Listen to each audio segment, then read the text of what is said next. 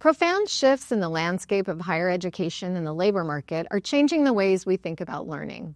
It is the means to create and sustain a fulfilling life, both in the office and beyond. UC San Diego's Edward Abeyta, Ph.D., is the Associate Dean for Education and Community Outreach at UC San Diego Extended Studies. He joins us today to talk about his book, Reinventing Lifelong Learning, the Coming Renaissance of Continuing Education and Community Outreach. Thank you for being here. My pleasure. So your book highlights key themes of reinvention and renaissance. These are big, kind of epic themes, rebirth. How has higher education arrived at this moment, and how do administrators and institutions rise to it? Where do they even start? Absolutely, and I think it's been well documented that there's been some shifts in education as we start looking at many factors that are outside and internally to universities, and also external factors. And if I was to drill it down a little bit, where we're at right now is more than ever with rapid changes. We used to say rapid changes in our economy, but rapid changes are happening so frequent. So it really is changing the landscape of education in what we call a renaissance moment. And that is sometimes, and we've seen this historically, World War II, the plagues, other things. Most recently, COVID-19. On the aftermath of COVID-19, things shift. And we now have a whole new landscape of thinking, how do we respond to this new and emerging area of education that is, in my mind, one of the most amazing and exciting times of continuing education. Mm-hmm. Continuing education, in my mind, has been kind of an add-on in the past. We've had some difficulty across the country defining even common terms.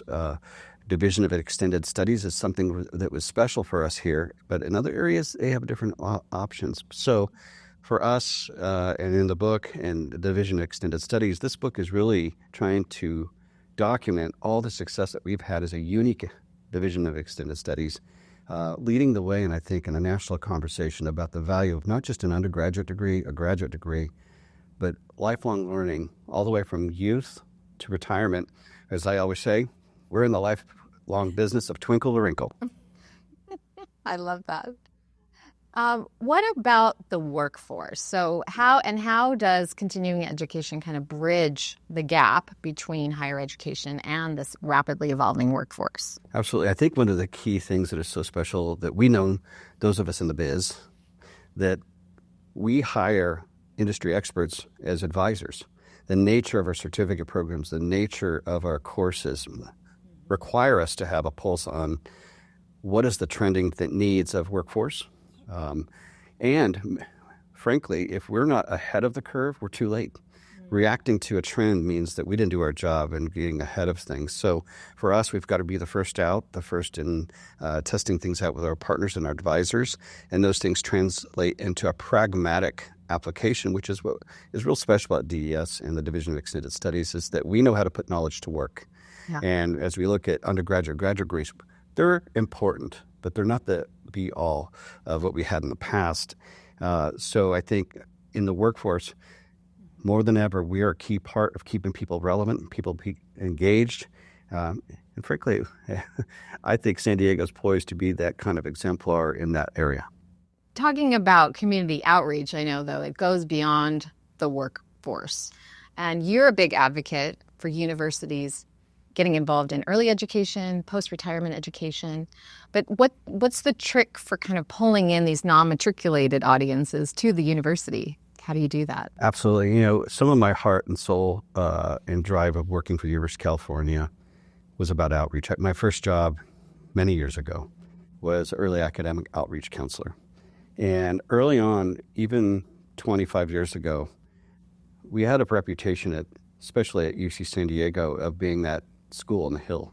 Mm-hmm. And yet, when you think about all the taxpayers that pay for the work that we do here and the investment from Californians and others, you have to think, it's not good to brag about how many students we reject.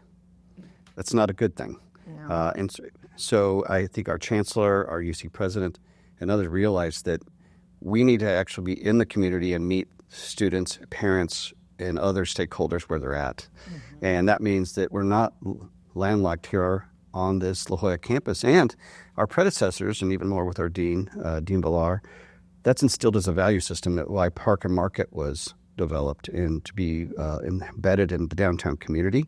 Now we're looking with the chancellor in areas in South Bay. We opened a center in Tijuana.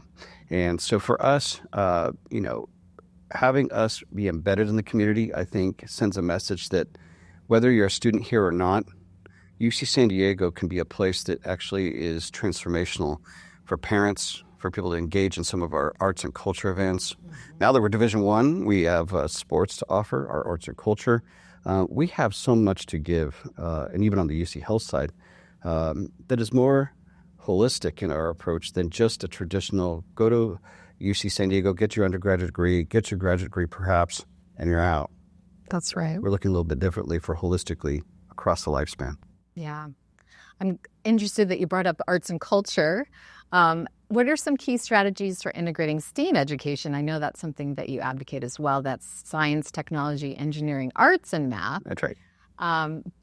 Building that into the continuing education offerings to foster creativity and innovation with learners. Absolutely. It's really interesting when we first went down this journey.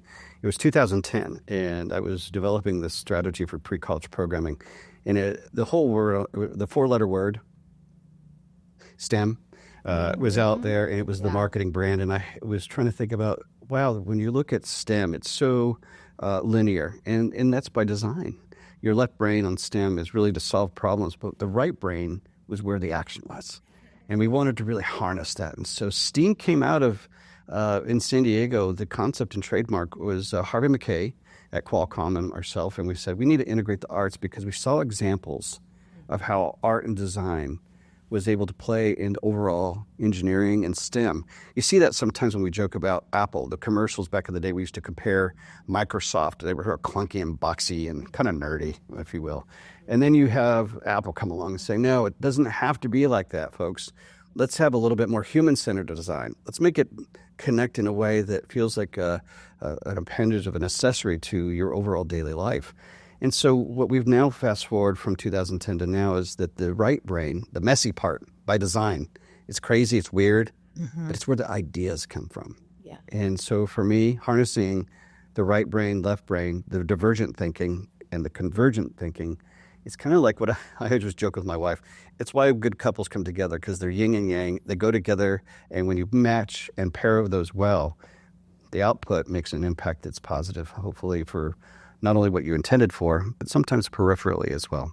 Do you want to talk about any of the programs that you've actually put into place with extended studies that have brought in some of that STEAM? Yeah, I will actually say my partner, who I give great credit in helping this, and he was one of the leaders in this area, was Morgan Appel, our assistant dean. Early on in our conversations, when we started thinking about teacher professional development, thinking about how integrating the arts into our overall pedagogical approaches. Pre-college is a good example, and I think there's not one program we don't have it. It's not an add-on, it's at the throughput. We see this in salary science. A good example is when one of our most popular courses is messy science. And it's not so good for us because we got a lot of cleanup when we're done with a class.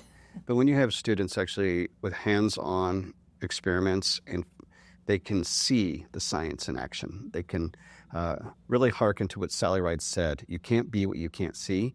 Well, you also can't understand until you actually put your hands and get engaged with it. And I think that ability is a key part of what we do here, is because you get to try some things on without a risk sometimes, because we're a safe place to test out things and bring that creativity into you're never messing up. And also, we also have to really think about what industry, what is their mantra? They will always talk about, when we're talking industry, fail often and fast, get creative. And when you get that mindset, it also is a good lesson for us as educators and administrators that it's okay. You got to have a plan, but how you react and how you adapt, that's the key to success. Yeah. So changing tacks a little here, but also in terms of innovation, student debt. It's on a lot of people's minds. And no matter where you are in the education path, you're thinking of debt. So in what ways can continuing education help mitigate student debt and really help make lifelong learning accessible? Yeah, you're mentioning something that is alarming, and it's not just new. The alarms have been set in motion, and we're sounding for many years now, because the education costs have really been on the backs of students. At the end of the day, how do you pay for growing campuses, the cost of education, the faculty, and so on? So that is where pre-college, continuing education through adults. I'm going to use pre-college as a good example of this, that many of listeners may be knowing about the cost of debt, and when someone graduates from undergraduate degree or graduate, they're not typically doing what our parents and those before us had, is starting out with a mortgage or some other debt, but they're starting to focus on, I got to pay off this debt and these loans before I can even start a family. That's a challenge. And also the data suggests that also when you start thinking about undergraduates who change majors, that's a cost. And so when you think about the role of continuing education in the pre-collegiate area, for example, you get a chance for students to try things on. And imagine what we have now in pre-college with certificate programs. Good examples when we say you can graduate from high school with a diploma and a professional certificate, the same thing that we give to adults. And you can get those skills and knowledge and competencies. If you choose not to go to college right away, you can put your foot into the door of opening that discipline for trying it on. Or we're not saying that continuing education is the save-all. It's the best complement. We're the pairing for overall education that complements. So students are interested in something, it's better go into investing into an undergraduate degree, whether it's at UC or not, having a better confidence that the study and the area that you're focused on for the next 4 to 5 years, you've tried it on and it's an investment you understand, and you know in the end what it looks like when you're successful in accomplishing to go on to that next entry level in the career. I wanted to talk about academic integrity. This can be a balancing act when you're trying to maintain standards while also adapting to different student populations and groups. So how do you strike that balance? How do you maintain your academic integrity standards? Absolutely. Academic integrity is one of the key areas that we are custodians of, especially at UC San Diego, having fidelity with not marginalizing our standards, diluting any of our integrity of how we offer programs has been a key piece.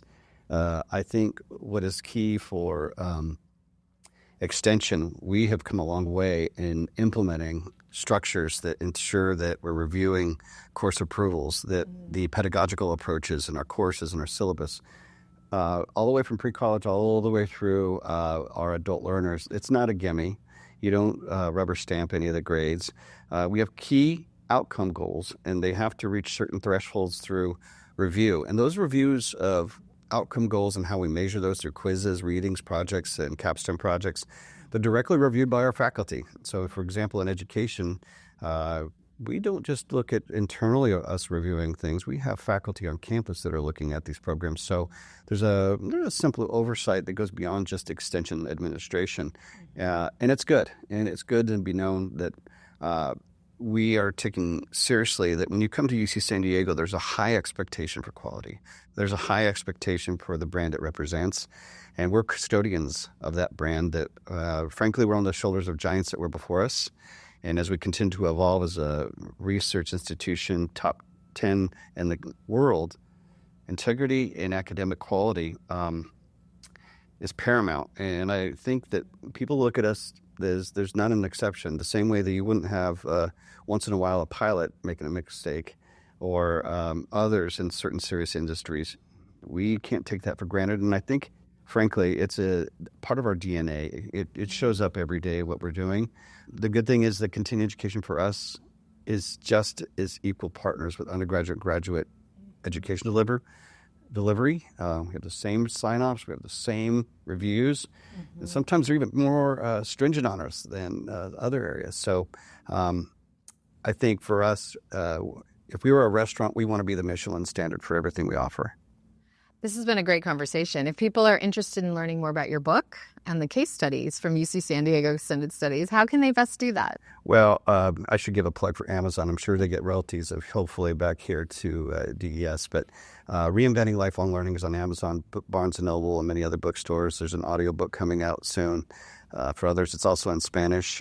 So if you go to Amazon, check it out. And by the way, if you actually purchase one. I welcome our listeners to write a review. If you buy more than 2, I'll read it to you. And if you get a chance, I welcome your feedback. I think this is one important book that really was motivated by my staff about the question I get the most is, how did you do what you did? How did we come into a realm where our extension is unique in the country? I hope that individuals read the book and they understand that DES at San Diego is special. We have things that we just don't offer or are not offered at other campuses across the country, and those educators can use the examples and the pragmatic approaches to help them in their profession, which ultimately in the end, my hope is to disrupt things a little bit that make sure that people across the country and around the world in our profession understand that we're second to nothing. We are now an agent of positive change and complement to the overall mission of every institution. Well, thank you. Thank you for your time today. And thank you for being here to listen. We loved hearing about your book and the case studies from UC San Diego. Your work is really paving the road for policymakers and educators to be innovators during this dynamic Renaissance period. Thank you so much for sharing your insights. It's my pleasure, and thanks to UCTV. They're a great group.